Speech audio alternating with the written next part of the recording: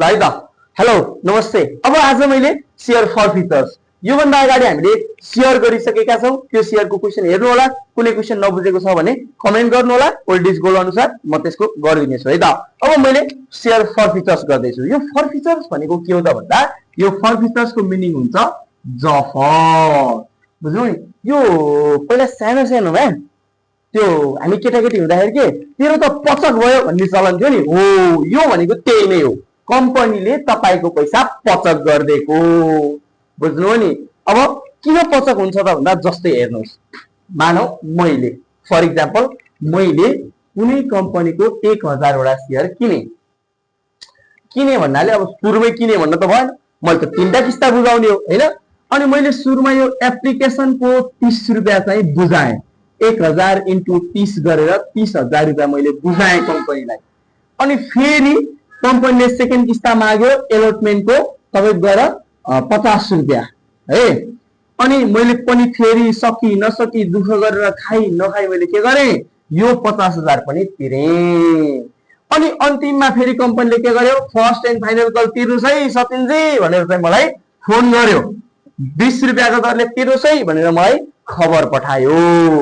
मैले पैसा जोड जाम गरे खोज खलास मेरो केही लागेन, तिर्न सकिन। कम्पनीले फेरि फोन गर्यो ल है 7 दिनको अल्टिमेटम छ तपाईलाई पैसा तिर्नुस् हैन भने भन्यो। अब मैले 7 दिनसम्म खोजे साथीभाइ यहाँ सकिन, मैले तिर्न सकिन। कति रुपैयाँ तिर्न सकिन 20 रुपैयाँको दरले तिर्न सकिन। बुझ्नु नि? दर चाहियो है यहाँ। नम्बर अफ शेयर भन्नेको अलग कुरा हो, दर। मैले हेर्नुस् त 80 रुपैयाँ तिरे 20 रुपैयाँ तिर्न सकिन। अब कम्पनीले के गरिदिन्छ मेरो यो 80 रुपैयाँ पचक बनाइदिन्छ, करप झ्याप पारिदिन्छ। बुझ्नुभयो नि? हो यसैलाई हामीले यो पचक बनाइदिएको पैसालाई चाहिँ शेयर फर्फिटर्स भनेर भन्छौं। बुझ्नुभयो नि? शेयर फर्फिटर्स। यसको इन्ट्री के हुन्छ त भन्दाखेरि यसको इन्ट्री के हुन्छ त भन्दाखेरि ल हेर्नु शेयर फर्फिटर्सको चाहिँ share capital account debit to share forfeiters to calls in ERRPRS arrears. यहाँ के जाने हो त भन्दाखेरि मेरो 1000 वटा शेयर इन्टु 100 रुपैयाँ, किनभने शेयरको पैसा त 100 हो नि त। अनि कॉल्स इन इरर भनेको मैले तिर्न नसकेको पैसा फेल टु पे भन्छ के। बुझ्नु नि? नन पेमेन्ट अफ भन्छ क्वेशनमा। कति तिर्न नसकेको मैले 1000 × 20 रुपैयाँ मैले तिरिसकेको कति कम्पनीले खाइदियो कति मेरो 1000 × 80 रुपैयाँ खाइदियो। यसरी राख्ने। बुझ्नु नि? यसलाई भन्छ शेयर फर्फिटर। त्यसपछि फेरि गएर कम्पनीले के गर्छ यो मेरो शेयर अर्कालाई बेच्दिन्छ, रिइस्यु गर्छ। बुझ्नु नि? रिइस्यु गर्दाखेरि जहिले पनि अब म्याक्सिमम चाहिँ डिस्काउन्टमा रिइस्यु गर्छ, कहिलेकाहीँ चाहिँ प्रिमियममा पनि गर्न सक्छ। अब हामीलाई चाहिँ बढी डिस्काउन्ट वाला चाहिने भएको भएर हामीले डिस्काउन्ट वालालाई नै फोकस गर्छौं है त। अब मेरो शेयरलाई कम्पनीले मान्नुस् 80 रुपैयाँमा बेच्दियो। 80 मा बेच्दियो भनेपछि शेयरको मूल्य जहिले पनि कति 100 रुपैयाँ। 80 मा बेच्यो भनेपछि 20 रुपैयाँ के गर्यो त छुट दियो। 20 रुपैयाँ के गर्यो डिस्काउन्ट दियो। अब यस्तो बेलामा के हुन्छ त भन्दाखेरि बैंक अकाउन्ट डेबिट। अब कम्पनीले मेरो 1000 वटा जफत गरेको छ भने यसले 1000 वटा बेच्न पनि सक्छ, 1000 भन्दा कम बेच्न पनि सक्यो, 500 वटा 300 वटा 200 वटा जति बेच्न पनि सक्यो है त। अब 1000 वटा बेच्यो भने 1000 × कतिमा बेच्यो 80 मा बेच्यो। बुझ्नु नि? अनि 80 मा बेच्यो भने 20 रुपैयाँ के गर्यो डिस्काउन्ट गर्यो। डिस्काउन्ट अकाउन्ट 1000 × 20 रुपैयाँ दुईटा जोडेर 100 पुग्यो नि त, पुराउन पर्यो है। अनि टु शेयर क्यापिटल यो चाहिँ जहिले पनि आउने भयो। यसमा जहिले पनि के हुन्छ 1000 × 100 रुपैयाँ नै हुन्छ शेयर क्यापिटलमा। बुझ्नु नि? अब यही क्वेशनमा चाहिँ कहिलेकाहीँ कम्पनीले प्रिमियममा बेचेको छ भने चाहिँ यहाँ 110 हुने भयो, क्रेडिट साइडतिर चाहिँ प्रिमियम भनेर आउने भयो। बुझ्नु नि? यो राख्यौं। अनि लास्टमा छ फेरि ट्रान्सफर है त। ट्रान्सफर। अब हाम्रो खाइदिएको पैसा कम्पनीले के गर्छ, आफ्नो क्यापिटल रिजर्भमा ट्रान्सफर गर्छ। यसको इन्ट्री के हुन्छ, share forfeitures account debit to capital reserve, to capital reserve. अब यहाँ पैसा राख्दा कसरी राखिन्छ भन्दा मेरो यो खाइदिएको पैसा, कम्पनीले खाइदिएको पैसा 1000 इन्टु 80 ले खाइदियो माइनस डिस्काउन्ट है, माइनस डिस्काउन्ट 1000 इन्टु 20 रुपियाँ डिस्काउन्ट, त्यसरी चाहिँ पैसा राखेर ट्रान्सफर गर्ने। अब एउटा क्वेसनबाट हेरौँ है त। अब यसलाई क्वेसनबाट हामी अगाडि बढ्छौँ ल है त। अब हामी क्वेसनबाट सुरु गरौँ है त।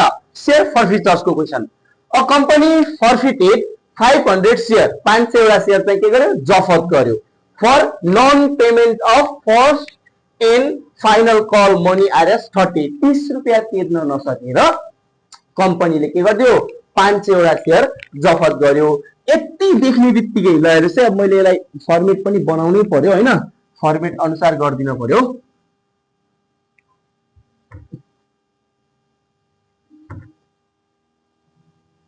ल सुरुमा चाहिँ शेयर फर्फिचर्स। ल अब शेयर फर्फिचरको पहिलो इन्ट्री हामीले यति पढ्ने बित्तिकै हामीले सुरु गर्न सक्छौँ। ल हेर्नुस् है, सुरुमा के हुन्छ जहिले पनि शेयर क्यापिटल, अनि क्रेडिटमा के हुन्छ अरे, share capital account debit to share forfeitures, अनि to calls in ERS arrears. ल हेर्नुस् 500 वटा शेयर हो 500 इन्टु 100 रुपियाँ माथि राख्नुहोस् जहिले पनि। अनि फर्फिचर्स जफर गरिदियो कति रुपियाँ, 500 इन्टु, तपाईँलाई थाहा छैन भने तल गर्नुहोस्, 500 इन्टु 30 रुपियाँले तिर्न नसकेको नन पेमेन्ट अफ, यहाँ हेर्नु है question, non payment of RS के first and final call money RS 30 रुपियाँ तिर्न सकेन भनेपछि कल्स इन इरर कति भयो, 30 रुपियाँ भयो। 30 रुपियाँ तिर्न सकेन, शेयरको मूल्य 100 रुपियाँ, कति तिरेछ, 70 तिरिसके रहेछ भनेपछि 70 रुपियाँ यहाँ आउने भयो। बुझ्नु नि। अब पैसा राखिदिनुहोस्, 500 इन्टु 100 भयो हैन, 7 पंचे 35,000 यो जफत गरिदियो कम्पनीले, जम्मा 15,000 तिर्न नसकेर। being share forfeited, being share FORFEITURAD forfeitures, forfeitures है भन्ने नि भयो, फर्फिचर है त। ल शेयर फर्फिचर सक्यो, यी 1 मार्क्स यति गरेको है, 1 मार्क्स पाउनु हो तपाईले। अब रिइस्यु, अब रिइस्यु, अब यो रिइस्यु गर्नलाई फेरि के पढ्न पर्यो, ल हेर्नुस्, डिड शेयर, डिड भन्ने बित्तिकै सबै है, सधैँभरि सबै गर्दैन नि, फेरि ख्याल गर्नु, त्यो क्वेसनमा आएको एउटा गरिदिन्छु फेरि। डिड शेयर भनेपछि सबै शेयर के गर्यो, रिइस्यु गर्यो, कति रुपियाँमा, 80 रुपियाँमा भनेपछि बैंक अकाउन्ट डेबिट कति, 500 इन्टु 80, 80 मा बेच्यो भनेको मतलब के हो त भन्दा 20 रुपियाँ डिस्काउन्ट दियो, त्यही भएर 20 रुपियाँ। किन 20 रुपियाँ हो बुझ्नुहुन्छ नि, शेयरको मूल्य सधैँभरि 100 हुन्छ, 80 मा बेच्यो भनेपछि 20 रुपियाँ, 80 90 100, 20 रुपियाँ चाहिँ छुट दियो भनेर बुझ्न पर्यो। To share capital, to share, यसमा चाहिँ यो इन्ट्री सधैँभरि सेम हुन्छ है, पैसा राख्न मात्र जान्नु पर्यो। अब यहाँ प्रिमियम डिस्काउन्ट छ भने आउने भयो, होइन भने सधैँभरि सेम है त। ल 8 पंचे 40, 40,000 डिस्काउन्ट 10,000, दुईटा जोडेर 50,000 शेयर क्यापिटलमा। Being share reissue, being share reissue. ल अब लास्टमा छ ट्रान्सफर, ट्रान्सफर। अब ट्रान्सफरमा के गर्ने त भन्दा यसको इन्ट्री सधैँभरि same, share forfeiture, forfeiture account debit to capital reserve, RASARV reserve, सधैँभरि सेम।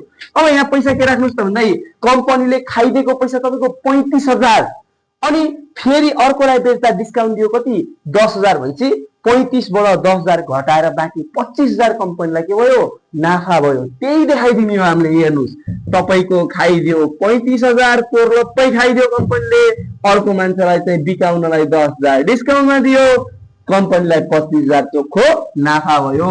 त्यसलाई कहाँ ट्रान्सफर गर्यो क्यापिटल रिजर्भमा ट्रान्सफर गर्यो। बेङ शेयर ट्रान्सफर। अब बिङ फर्फिटेड शेयर ट्रान्सफर भने पनि भयो, बिङ शेयर ट्रान्सफर डट गरी हैन, त्यसमा फरक पर्दैन। ल 3 मार्क्स है त। यो क्वेशन तपाईको क्वेशन नम्बर 13 को ए मा आउँछ। तर सधैँभरि के रे फिक्स चाहिँ हुँदैन है यो क्वेशन, किनभने एस र यो र अनि यसपछि हामीले गर्छौं भेन्डर एकाउन्ट, त्यो भेन्डर र यो मध्ये अप्सनमा आउने हो। कहिले त्यो आउँछ कहिले यो आउँछ है त। ल thank you, keep watching.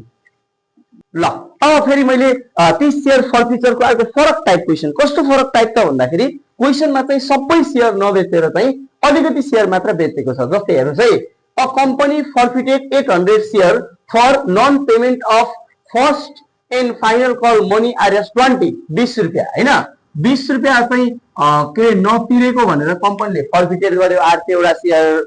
Out of this 500 share were rich, त्यो मध्ये जम्मा 500 वटा मात्र के गर्यो कम्पनीले बेच्यो। कतिमा 70 भाइ। सुरुमा चाहिँ सुरुको इन्ट्री फरक हुन्न, 800 वटालाई कतिमा उले के रे तपाईको 100 रुपैयाँमा हैन, अनि नतिरेको कति 800 इन्टु चाहिँ 80 रुपैयाँ चाहिँ कम्पनीले जफत गरेको हैन, 800 इन्टु 20 रुपैयाँ चाहिँ नतिरेको। यो त बुझ्नुहुन्छ नि, अगाडिको भिडियोमा पनि बुझ्नुहुन्छ। नन पेमेन्ट भनेको 20 रुपैयाँ यहाँ आयो कल मिररमा, 80 रुपैयाँ चाहिँ यहाँ गयो है। 80,000 अनि यो चाहिँ 64,000 अनि यो चाहिँ 16,000 यो भयो है। अनि बैंक बेच्यो, कतिवटा बेच्यो यहाँ पनि केही फरक छैन, 500 वटा बेच्यो इन्टु कतिमा बेच्यो 70 मा बेच्यो है। 70 मा बेच्यो भनेको मतलब 30 रुपैयाँ चाहिँ डिस्काउन्ट, 500 इन्टु 30 रुपैयाँ डिस्काउन्ट, 7,35,000 रुपैयाँमा चाहिँ उसले फेरि बेच्यो। अनि 5 त्यहाँ 15,000 रुपैयाँ चाहिँ डिस्काउन्ट गर्यो, 50,000 चाहिँ यो भयो है त। अब अन्तिममा फरक हुन्छ है लास्टमा। ल हेर्नुहोस्, सुन्नुहोस् है, ध्यान दिएर सुन्नुहोस् है। यदि कम्पनीले फर्फिटेड गरेको सबै शेयर बेचेको छैन भने, फर्फिटेड गरेको सबै शेयर बेचेको छैन भने ट्रान्सफर गर्ने बेलामा के गर्ने त भन्दाखेरि, ल हेर्नुहोस्, ट्रान्सफर गर्ने बेलामा बेचेको शेयर बेचेको शेयर इन्टु खाइदिएको पैसा। एउटा शेयरको कति खाइदिएको 80 रुपैयाँ हो नि त, त्यसले मल्टिप्लाई गर्ने। अनि यसबाट बल्ल के घटाउने डिस्काउन्ट घटाउने। यो सम्झिनु पर्यो है। यदि कम्पनीले फर्फिटेड गरेको सबै शेयर बेचेको छैन भने लास्ट ट्रान्सफर गर्ने बेलामा के राख्ने त भन्दाखेरि कम्पनीले बेचेको शेयर इन्टु खाइदिएको पैसा। एउटाको कति रुपैयाँ खाइदिएको 80 रुपैयाँ, त्यो गर्ने। त्यसबाट बल्ल के गर्ने डिस्काउन्ट घटाउने। 8 पंचे 40,000 माइनस 15,000 गर्दाखेरि 25,000 हुने भयो। यहाँ पनि 25,000 है। कम्पनीलाई यो 500 वटा बेच्दाखेरि 25,000 नाफा भयो भनेको। ल यही हो है त, हेर्दै गर्नुहोस्। ल भयो।